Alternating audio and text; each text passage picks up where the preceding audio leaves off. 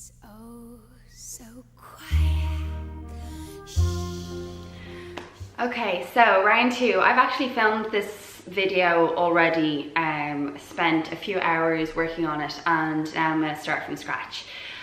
I am at home. I was previously filming in the studio and it just became very obvious that I tend to speak in a very teacher voice when I'm in the studio, so I'm hoping that being on the couch with a cup of tea that I'm going to be a little bit more conversational. It's my goal for today. So basically today's video, I want to get rid of any stigma that you might have around starting your own business and certain preconceptions that you may have of things that you need in order to start a business. I'm going to start a little bit with just an introduction to how it happened for me, and things that I've learned and things that I can hopefully clear up for you if this is something that you're thinking about but maybe too scared or think that there are too many obstacles in the way. Let's get rid of those obstacles. Okay, so to put it into context, I've never been much of a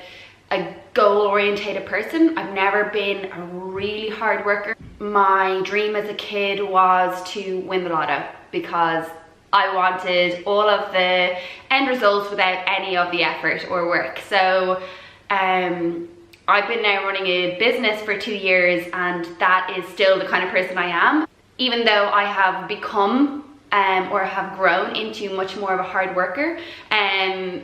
That's the kind of person I am. So if you're there too and you're thinking that's the opposite to what you should be in order to own your own business, then you're wrong. I was, at the time that I opened the studio, I was just out of a 5-year relationship, no confidence, completely lost, didn't really know where I was going or what I was doing. I was working in a health food store. My boss took me aside one day and offered to invest in an idea if I had one, yoga studio, whatever it was, that he believed in me. And I think that was the beginning of the trigger of, oh, okay, maybe I should think about this. Met Connor, my boyfriend, on Bumble, and really out of embarrassment, I came up with this idea kind of to cover up my lack of goals at the time. So I came up with this idea that I wanted a yoga studio with a coffee shop. I love coffee, I love yoga, all in the same space, and creating this community, and etc, etc. I didn't have any money, I didn't have any education in business, and I had no idea even where to start.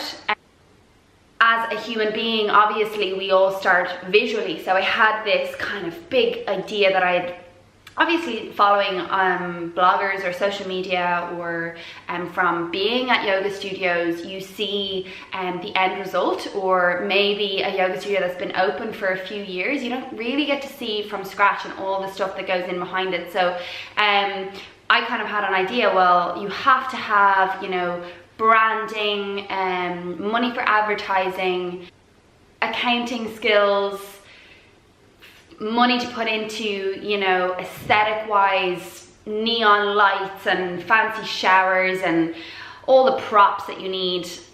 Really, I want to help you to bring it back to the most basic level and all the basic things that you need. So I didn't even have a website when I opened the studio. I got out a really small loan. Connor actually steered me away from going with an investor. Sorry, James.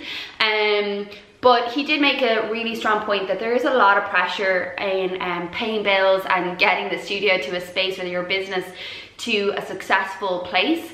You don't need more pressure of having to please somebody else as well. So I would advise to start as small as you can, which means much less money. If I had got an investor or got a loan, I would have had, you know, 20-30 grand, which I could have easily spent, and I would have had that hanging over me. Instead, I got a €3,000 loan, which paid for new flooring, lighting, my €20 logo that I got on Fiverr.com, the software that I needed for online booking, and a few props. So again, I could have got like loads of bolsters and eye cushions and all these things, but actually I just started again with the basic needs. So that's really my first point. Start small and really try not to compare your beginning to somebody else's 3-year business. It's just not equatable. It's not a fair contrast, and you're putting so much pressure on yourself before you even get started. So again, some preconceptions that you may have of what you need in order to start a business. I want to clear some of that up. One of the first things that I would really take time to think about, to take notes on, give yourself space to process whether this dream is really what you want. So I know it's really hard to know, so that's why you have to give yourself time and space to process it. What happens if, against all odds, you end up succeeding in your goal or your dream and you end up with a really successful business? With success comes a lot more hard work.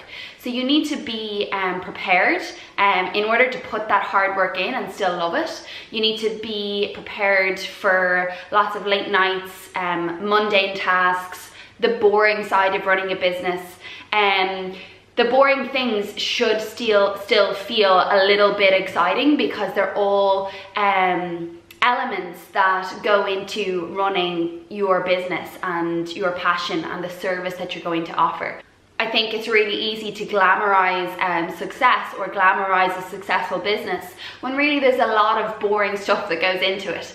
And if you're not interested in the big things, you're not going to be interested in the small things. So that's just something to think about and to make sure you're ready for success. Another point is that you don't have to be the smartest or the best at whatever you're going into. For example, with me as a yoga teacher, I obviously had no business background, and I was very much at the beginning of my yoga teaching journey. I had very basic teaching skills. But I had the belief in myself that if I could get people into the studio, that I could change their life, which is a big belief, but I was so passionate about more than just teaching yoga, but all that goes with it, the lifestyle, the connection with people. I think personally that is more important than having extensive knowledge, or knowledge is something that you can always obtain, and skills are things that you can work on, but having belief and passion for what you're doing, I think is a lot more exciting and a lot more to be investing in your business. It gives your business heart, and it gives your business a sense of uniqueness that maybe other businesses might not have. Another thing is that I'd like to talk about hobbies. So for me, I started a blog when I was like 21 that was catered to more fashion and lifestyle, and I love clothes, obviously. For those of you who follow me on Instagram will know. So I started my Molly Pocket, or mollypocket.com, and a lot of people didn't really understand what I was doing or knew why, and to be honest, I didn't really know why. I suppose I was kind of hoping that it would get me into a bit of fashion, but really I ended up in something completely different. What I want to share with you is that even if you are doing something that you're not sure where it's going to take you, other people are doubting it, if it's something that makes you happy, if it's a hobby that you are good at, it excites you and it makes you feel alive, then that is going to take you to where you're meant to be, and it's going to take you somewhere that brings true joy and authenticity to your life. And it's going to help you embrace what you're really good at, and what you're good at makes you feel good, and that again will bring you down a path or will help you blossom in whatever area you end up in. So even though you might not see where it's taking you, stick to things that make you happy, and they tend to attract the things that are right for you. So that's part one of my video, just a little introduction as to how I opened and the things that I've learned that I really want to share with you and remove any of that stigma that you may have. It's really easy to follow online with people who not out of a bad place, but may not be really honest about the things that helped them to get them to where they are. There is a lot of luck involved and a lot of things that, you know, meeting Connor, Chloe, who's my landlord and my best friend now, it just happened that I bumped into her to give me that space above her cafe that she needed to sublet. There was just all these things that fell into place, and there's a lot of luck that is involved, and then also just a lot of self-belief. And I want it to be a lot more accessible, and I want you to know that with passion and with a sense of reality, and starting small is really all you need to start a business and to begin your journey towards your dream. So I'm going to come with part 2 with a few more little bits about what I learned while opening this, or while running the studio, and where Sweaty Soul is going. And I hope you enjoyed this chat style video. So grab a cup of tea and roll on to the next video. Bye!